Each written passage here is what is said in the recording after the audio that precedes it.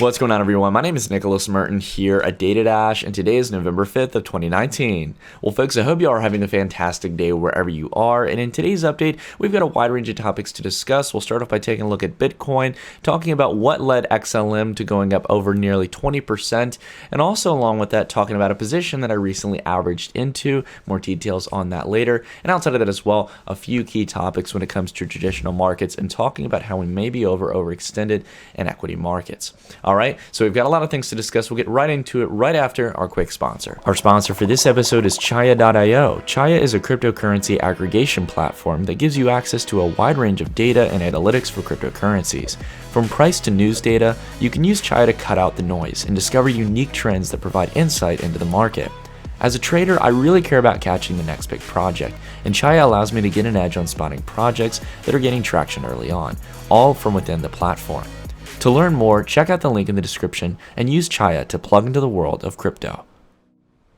Alrighty, everyone, so let's go ahead and start off by taking a look across the board for the market. As we can see here in the last 24 hours, most cryptocurrencies are ticking to the upside. We've got a lot of green throughout the market, as well as a few players slightly to the downside. But again, we see a lot of interesting altcoins leading the market. Stellar, or XLM, has been leading the market by far, going up nearly 17%, and being the 10th largest cryptocurrency, this is pretty big. So we'll talk a little bit more as to why that's happening. But we also have some interesting other plays as well. Komodo, VeChain, NANO, a lot of different places. We've got basic attention token as well up there too. So it's good to see. But let's go ahead here and take a look at overall market capitalization. We can see here that again we have ticked up from the $200 billion support level. We're still holding the vast majority of those gains, not only at around 50 billion, but it looks like we're starting to pick up. And if you notice here as well, of course, I think we all understand that the vast majority of volume in the crypto market, at least that's reported through coin aggregate sites, is not true. I mean, this is just kind of across the board for the most part, outside of maybe like on-chain FX. We can see here, though, that there is a general increase in volume, right? So we do have to take into account these materialized change in volume. We can see here that it's coming with the increase in price, and that's not just coming through on Bitcoin and altcoins overall, it's coming through other coins as well. So again, we're getting a good balance across the market here as we start to see Bitcoin looking like it might tick up, and then also some altcoins following as well. And again, as we talked about, this isn't just Bitcoin. We are seeing a bit of a decline. Again, back diving towards the trend here, right? We're seeing dominance here for Bitcoin continuing to decline, closing down some of those gains we had within that 24-hour period where there's a lot of FUD coming, or excuse me, a lot of FOMO coming into Bitcoin's price. All right. Now, I just wanted to share with you guys Chaya. This is just something, we already ran the ad spot on it, but I just want to let you guys know this is actually a really cool tool. I met the founder of this project when I was over in Malta, and I wanted to give a little bit of a shout out as to one of the cool features that they have on the platform. Again, guys, when it comes to doing data analytics and technical analysis for cryptocurrencies, you want to pull from a lot of different data sources. One of the cool things that Chaya has is this interesting correlator between this orange line here, which provides the amount of media volume, the amount of articles, maybe media pieces overall, pieces of content around a specific cryptocurrency, and showcasing its price in conjunction, right?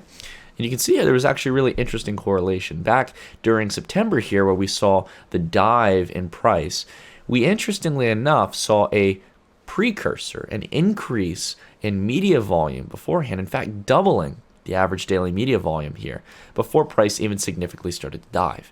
And this is, again, was leading up towards the back launch in this case. So I think it's very interesting if we can start to see a correlation of increased media spikes before declines in price, or vice versa, if media is stagnant and not present when there is large spikes, we can start to use this as another data point, right? Doesn't always mean it's a foolproof thing, but it can be one of many data points to give us a sense of probability, right? I thought I'd share this. I just think it's a cool thing.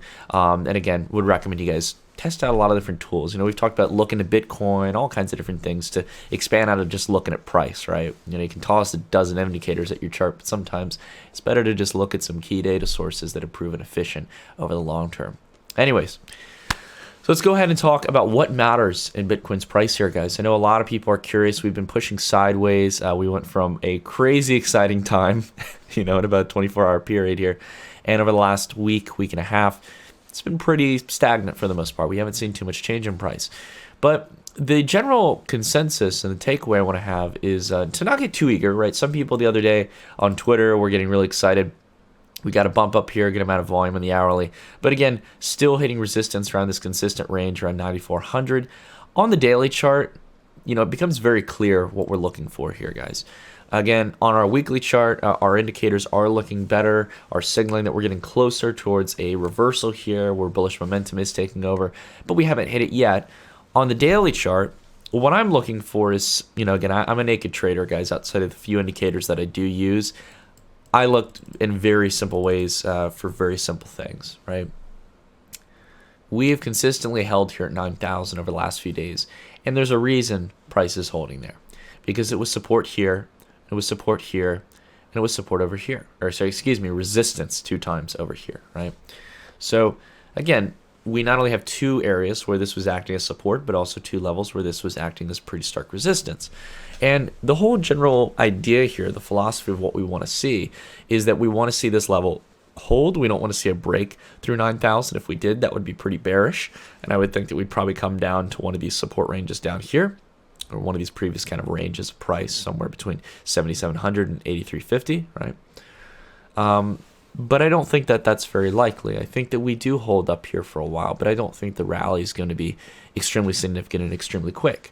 I think it's going to be a nice, slow attempt back up here towards the previous highs, around 10,500, and then we may be lucky enough to form a cup and handle, where we can basically get up here to 10,500, pull back a little bit, maybe one of these support ranges over here, and then break out higher and not only retest towards the previous highs here, but start the cycle, the next phase of the cycle, to reach back up to 20,000 and really enter into the next bull market. So I don't know why I guess I'm just trying to be specific in the contextual language that I use in describing this. So again, I don't want to be too eager and force you guys to get too optimistic, because quite frankly, we haven't seen the volume really come in yet for me to get optimistic that we're set to break out past this previous level here and break out towards 13 to 14,000, right? I'm just being fair with you guys. And another thing to take into mind as well as we talked about, Bitcoin dominance here. Again, we might see it, push sideways here. So I'm just going to extend this, guys, in the sense of the range. It doesn't really matter if I extend this. I'm keeping my line here. I like how you guys appreciated that, right? I'm always going to be honest with you. But yeah, I mean, again, I'm still confident on the trend here. And the reason why is the significant highs that we've set on the chart are at lower levels, right? So again, and not to mention, this looks right here, as we were talking about the other day, this looks like it's going to roll over. So again, I'm keeping an eye on this. We'll see if it doesn't follow through. But I think with what happened with Lumens today, as well as the general momentum we've seen in some of the mid-cap altcoins we've been watching, I think that this can continue through. And if the things with NEO and Tron and all these Chinese projects continue through, then again, this is going to lead Bitcoin dominance right back down to where it was and possibly even lower. But not so fast, right? It's going to take some time, right? All right, so let's go ahead. Let's talk about this news here, guys. So Stellar Lumens had a near 20% pop. I think in overall it did about 20%, but it also declined a little bit from those gains. We saw basically a 20% move in Stellar Lumens. What caused this? Well, it's something actually quite simple. For those of you who may recall, if you know the term, a lot of token projects out there have done token burns. And this is basically when they have realized they have an excess of their token supply that is either in reserves or, is just basically allocated for some specific purpose. Usually it was generated at the point of creating the cryptocurrency. And the only way to really get rid of it is to basically send it to a wallet address that no one has the keys to, right? So it's a pretty cool little system. I think, burns to me, I think are completely fine. We have yet to see a burn, at least from what I've seen, where someone accidentally did have the private keys or someone got access to it. But it's a great way to kind of, in a sense, give back to investors who may either realize or not realize that they've invested in a token that has a crap ton of reserves that aren't in circulating supply. And this does serve as a boost to XLM, right? Because it limits supply, and it also shows that the team is not going to be willy-nilly with the money that they have in reserves, right? The XLM in this case that they sent to the burner address, they basically cut out a portion of the funds that they have. And it did add some value perhaps to their reserves, but it actually gave probably more value back to its users, or an equal amount, right? So this is, again, them denominating or kind of giving up some of the value that they have in position that they could maybe use for strategic, expansion, things of that sort. But they basically decided they had too much in reserves. You can actually read the actual Medium article here, see where they cut it out, and they basically cut out some from operations, partnerships, and also the giveaway portion. But you can see here they didn't cut much out of the giveaway portion. They still plan to give away, I think, a vast majority of their tokens. So the case in point here is that they reduced the supply to about 50 billion, and this is half of their supply here, basically speaking, if not a little bit more. So it's really good to see. Now, the interesting thing that some of you might ask is, Nick, Stellar Lumens is up only 16%. They've burned half of the supply. This is now, instead of 100 billion, this is now 50 billion, right? So shouldn't price reflect that? Shouldn't we see a doubling in price because the supply has been reduced in half? That's a very good question.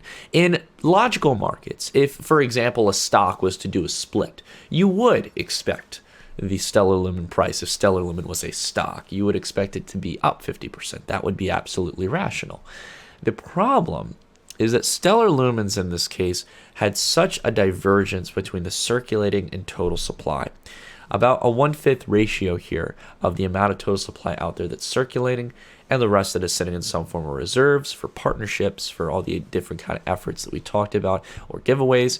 And this is a problem that a lot of cryptocurrency projects are going to have to address. It almost speaks to the fact that people were expecting to some degree that a lot of these tokens were going to be pulled out of the supply, that there is still an oversaturation of tokens that aren't on the open market. And it hinders price discovery, in my opinion, to have so much in reserves, right? Again, it's important for these projects to have fundamental, mechanisms to fund themselves and to expand. But again, I think it proves to the fact here that there is a big divergence from, what is expected to be in the circulating supply to get real price discovery, and then what actually exists in the team and other foundational reserves. Now, putting that aside, I do want to say I like the 5-minute chart here. I like what's going on in these kind of lower time frames, and it looks like we might be able to cup up back to the previous highs and maybe even rally even further.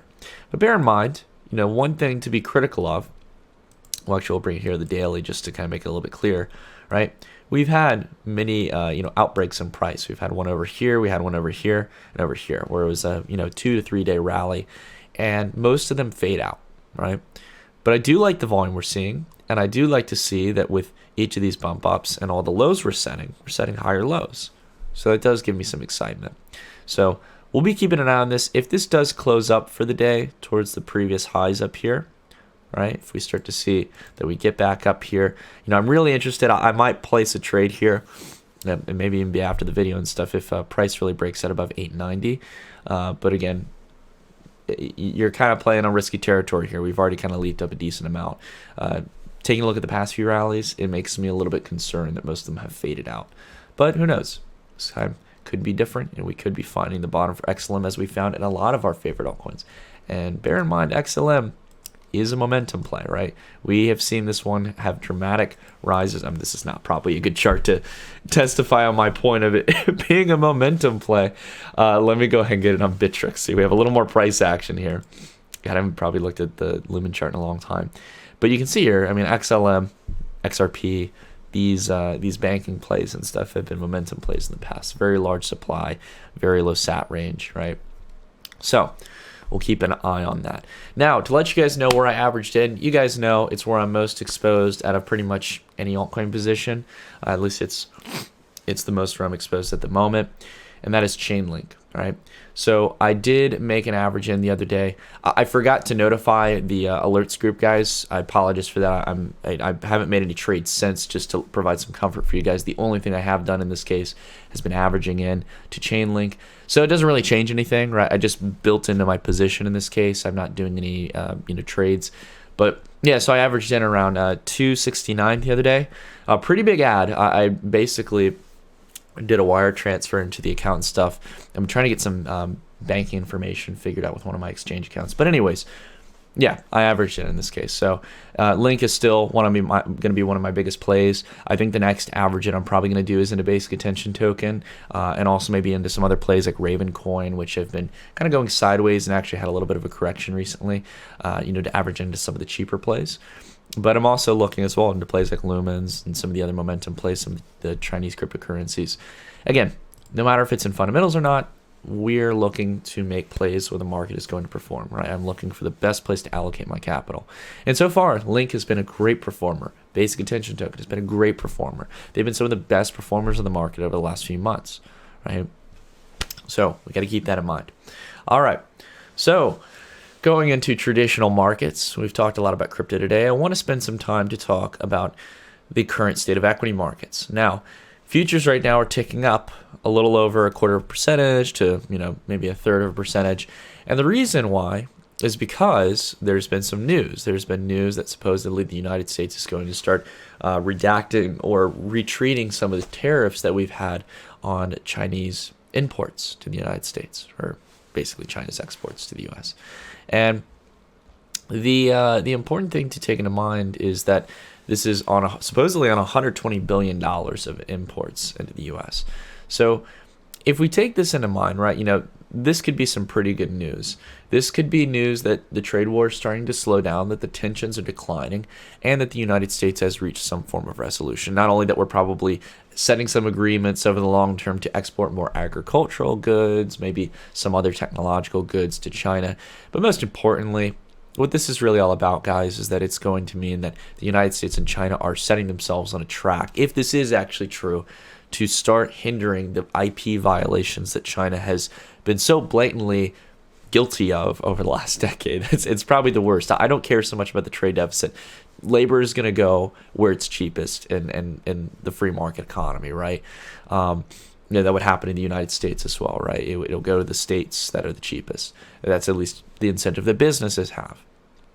But the major thing to take into mind is that, IP violations, which are very hindrance on the United States because we're such a tech-based economy. When people steal our intellectual property, that is a big hindrance on economic growth in the United States, where we have our strong, our cities and capitals throughout the U.S. In the sense of, the different states that are more tech-based. Again, that hinders the United States. But let's put all that aside, right? Because I think we know that the trade talks have been overly optimistic. I think anyone with anyone who's, I'm trying to think of an analogy here. Anyone who's worth, listening to when it comes to market analysis would be truthful in admitting the fact, the harsh reality, that trade deals do not happen overnight. And even if they are met in some sense of resolution, that it takes forever to execute on these things. Especially when we understand that this is really a debate about IP violations, right? That's pretty much all it is. The deficit is more of a topic of discussion and something that could maybe be reduced to some degree. And, a lot of people are in this euphoric state, right? People are believing that, investors are extremely confident, that markets are just going higher, that with any positive news of a trade deal, we finally met the resolution of the long dealt trade war, and that things are over, right? Well, I'm actually more optimistic on markets for another reason. I don't think the trade war is over. I don't think even if we do supposedly meet some resolution that we're going to get any serious material change over the next few weeks or months or maybe even the next year. But the reason markets are euphoric, as we all know, has been because the buy side has been coming from outside of real world investors. It has come from non-financial corporations through stock buybacks. And if we take a look here, this article does a great job of just summarizing the kind of overexposure we have here, the kind of euphoria that's riding on the back of stock buybacks, right? So we do have a high allocation here. This is the asset, the total amount of assets in this case, net long positions for equity futures that are being held by RBC Capital Markets. And we can see here that we're back towards levels, and we've consistently tested this range multiple times over the last 2 years, to where we were back in 2007, the kind of overexposure to equities. And the interesting thing is back here, you notice how it was much more consistent over time. We have been very, very inconsistent in the sense of retail exposure into markets. There's been a lot of volatility in this case between, again, pension funds, endowments, insurance companies, mutual funds. These are the actual kind of retail, slightly institutional positions in equity markets. So it shows us that the only thing that has been keeping us up during these massive dips are the non-financial corporations. The $100 billion stock buyback from Apple back in 2018, when there's, for example, the major pension fund reallocation. That's what leads to these major swings here, right? So it's things that are completely outside of the control of everyday retail investors and even mostly institutional investors. There's really two things. Pension fund managers who are making these big circulations out of fixed income markets into equities. That was the $64 billion that saved the market. It was almost kind of the attempt from the plunge protection team back in December of 2018, going into January of 2019. And along with that, again, the stock buybacks that are coming into the equation, right? So again, we're back to the 2017 highs. The S&P 500, some of the major indices are breaking out to all new highs. And I'd say this is actually one of my favorite charts from the article here. I think it summarizes, I have no doubt that the S&P 500 could carry through to new highs. In fact, if we were to actually get a specific 50% reduction down to previous resistance on, and I'll pull up the chart just to make it a little more clear about what I'm talking about. If we were to see the S&P 500 come all the way down here to 1582 to have a complete 50% correction, we would need this to be double that value. So rounding it off, 1580, right? That's going to be 3,160. So we might have a little bit of ways to go. We might have one final push over the next few weeks for equities as we had another rate cut. And to be fair, if the Fed continues to pick up assets on its balance sheet, if it continues to reduce rates to 0% and makes capital virtuously free, yeah, I could see equities going much higher, right? As we talked about on the channel, as I've talked about in my newsletter, guys, I will drill this point home. I'm not going to sit here and be biased and say that the market is going to crash tomorrow. If the Fed stimulates the crap out of the economy, if it still has those weapons, and it does have some tools, it can lower interest rates back down to 0. It can continue to inject capital into the economy before it gets to a point where inflation starts to really settle in and people start to lose trust in the dollar. And along with that, as we've seen in repo markets, the Fed gets real creative with its tools. It can do a lot of other things, especially what Japan has been doing, which is obviously the signs that the Fed is giving. It's showing that it's becoming Japan, and that is where it's going to be buying up equities. It still has yet to do that.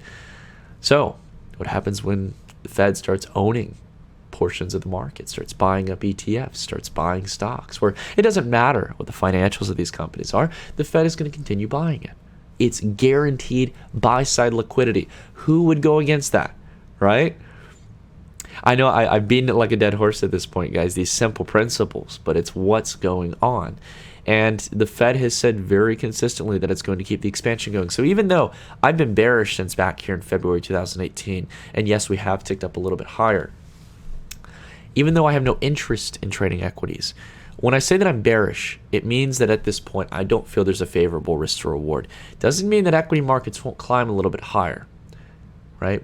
One interesting point I just want to remind you guys of is that when we had the inverted yield curve, I remember when so many people were fearful, no one's talking about it anymore. And there's actually a very interesting correlation to history that it's very similar in that nature, in the sense that people get very fearful around the time of the yield curve, and it actually turns out we have around 6 to 8 months afterwards, if I'm correct. I think it's 6 to 8 months, where equity markets actually continue to move higher after the yield curve inversion, and then we hit recession. So that was just a few months ago, right? So let's not lose sight. I think as we very much have a chance to get up to 3160, I feel that the rally for this market that we're seeing right now is going to be short-lived. And we're going to see a lower high on a lot of our indicators. It's going to be a sign that even with all the tools that the Fed is executing, there's really not much room for equities to move higher, especially when there's no buyers. If corporate earnings start to decline, that is what's going to be the determining factor in this case. If corporate earnings continue to decline, and that means dividends as well as stock buybacks dry up, you'll know exactly what will happen to equities. Anyways, that's it for the video, guys. We have kind of dove through some of the major elements here, right? There's one last thing I wanted to mention. There's a record short VIX position. So this basically means that people are en masse betting against volatility. This is where you can see some pretty dramatic drops when people are overexposed to short VIX positions, right? People are getting way too confident. The VIX right now is declining like crazy. So I think, again, there's going to be some follow-through. I think we're going to come back down to 9.5. We have absolutely broken against what I thought was expected for the VIX. If if we come down here to 9.5, something like that, that is when I would be comfortable putting some kind of short position in equities. When we get to 31.60, that's when I'd be confident. Personally, I'm not advising you guys do anything.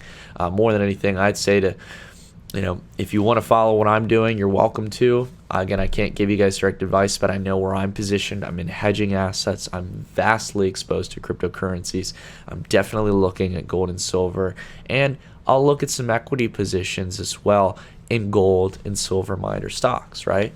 Again, I don't mean to be too much isolated in this one viewpoint, being bearish, right? You don't want to have all your eggs in one basket, but at this point, guys, I would not have, me personally, I wouldn't have any exposure, severe exposure to equities. There just isn't a favorable risk to reward.